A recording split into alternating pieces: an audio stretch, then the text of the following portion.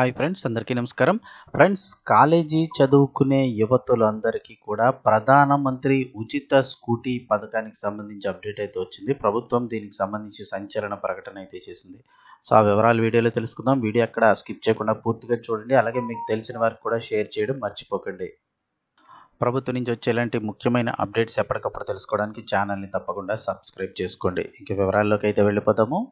ప్రధానమంత్రి ఉచిత స్కూటీ పథకం కాలేజీ యువతులందరికీ కూడా, అంటే కాలేజీ చదువుకునే యువతులందరికీ కూడా ప్రధానమంత్రి ఉచిత స్కూటీ పథకం అయితే కనుక అమలవుతుందంటూ అప్డేట్స్ అయితే వస్తున్నాయి. సో దానికి సంబంధించి ప్రభుత్వం కీలక ప్రకటన అయితే చేసింది. రోజు రోజుకి సైబర్ మోసాలు పెరిగిపోతున్న నేపథ్యంలో ప్రజలందరూ అప్రమత్తంగా ఉండాలని కేంద్ర ప్రభుత్వం పదే పదే హెచ్చరికలు జారీ చేస్తున్నా సైబర్ నేరాలు మాత్రం ఆగటం లేదు. రోజుకో రకమైన కొత్త మోసాలతో సైబర్ కేటుగాళ్లు ప్రజలను మోసం చేస్తూనే ఉన్నారు. చదువుకోని వారు మాత్రమే కాకుండా చాలామంది చదువుకున్న వారు కూడా ఈ సైబర్ మోసాల బారిన పడి డబ్బు, అలాగే సున్నితమైన సమాచారాన్ని కూడా కోల్పోతున్నారు. ఇక కేంద్ర రాష్ట్ర ప్రభుత్వాలు అమలు చేసే పథకాలు, అలాగే అమలు చేయని పథకాల పేరుతో కూడా సైబర్ నేరగాళ్లు అమాయకులు దోచుకుంటున్నారు. తాజాగా ఇప్పుడు ప్రధానమంత్రి ఉచిత స్కూటీ యోజన పేరుతో సోషల్ మీడియాలో జరుగుతున్న దుష్ప్రచారంపై కేంద్ర ప్రభుత్వం స్పష్టతనిచ్చింది. కాలేజీలకు వెళ్లే బాలకులకు కేంద్ర ప్రభుత్వం ఉచితంగా స్కూటీలను అందజేస్తోందని, దీనికి సంబంధించి ఇప్పటికే దరఖాస్తు ఫారాలు, అలాగే అప్లికేషన్ లింక్స్ కూడా నెట్టింట తెగ హల్చల్ చేస్తున్నాయి. మీకు ఇన్స్టాగ్రామ్లు, అలాగే వాట్సాప్లు, టెలిగ్రామ్లు ఇలాంటి చోట్ల లింక్స్ వస్తూ ఉంటాయి.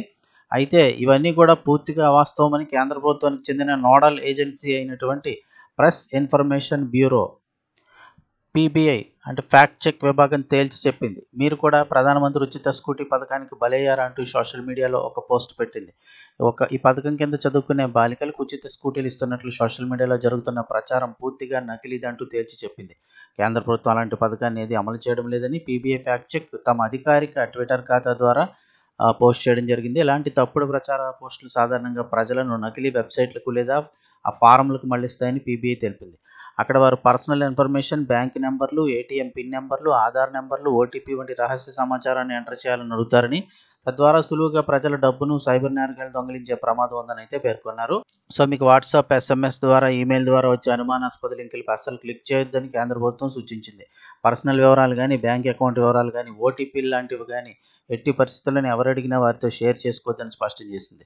ఏదైనా ప్రభుత్వ పథకం లేదా సమాచారం గురించి ప్రామాణికత తెలుసుకోవాలంటే సంబంధిత మంత్రిత్వ శాఖల అధికారిక వెబ్సైట్లు లేదా పీబీఐ ఫ్యాక్ట్ చెక్ విభాగాన్ని సంప్రదించాలంటూ సూచించారు.